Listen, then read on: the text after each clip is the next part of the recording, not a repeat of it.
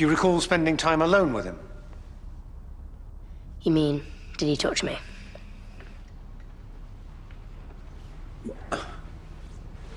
At any time?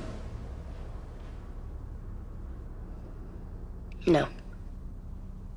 Not ever. He was my dad. And I loved him. Moving on to your brother, Aaron. Half-brother. Quite. You recently stayed with him, is that correct? And in that time, did you witness any untoward behavior? Untoward? Like what? Bad behavior. Acts of aggression or perhaps lying.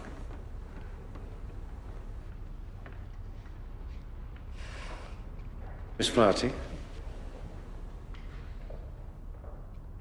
No. Never. Aaron's a good person. And he stands up for what's right.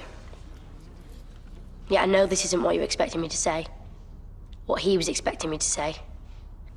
You know, I actually believed him at first. Okay, thank you, Miss Flaherty. The truth is, yeah, he is my dad. But he's also a liar and a bully. A bully who manipulates people. You all need to understand, that man is sick.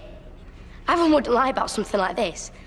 You have to believe me. That's enough now. He's the liar, not Aaron. He thinks he can get away with what he did. Don't let him.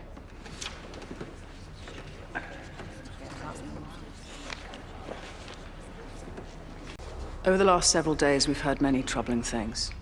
Some lies, some truth. Truth's both brave and painful.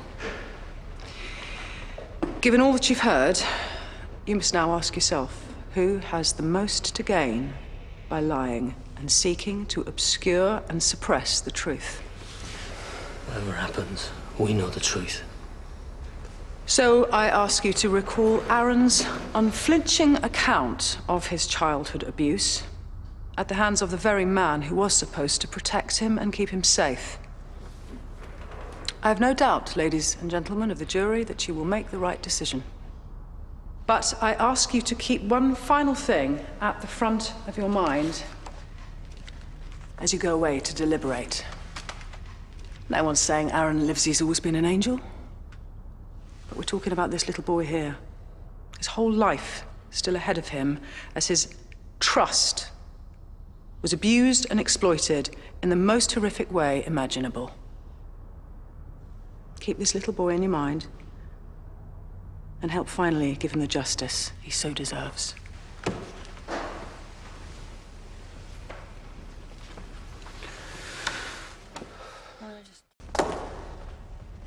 The truth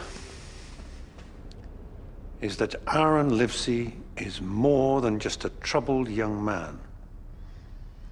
He's also a calculating, vindictive liar.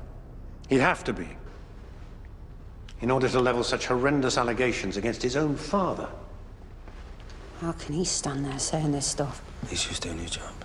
A father who has made mistakes, certainly, but also a father who did his best for his son when his mother abandoned them.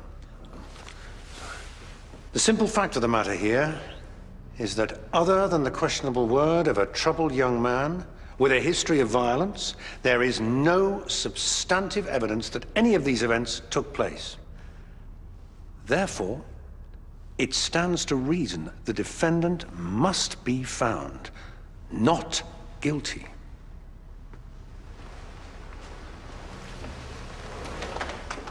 You have heard from the prosecution and the defense. Now, you must go away and consider carefully the facts of the case as we understand them.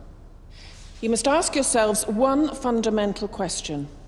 On the balance of the evidence put forward, do you believe beyond all reasonable doubt that the defendant is guilty of the acts for which he is on trial?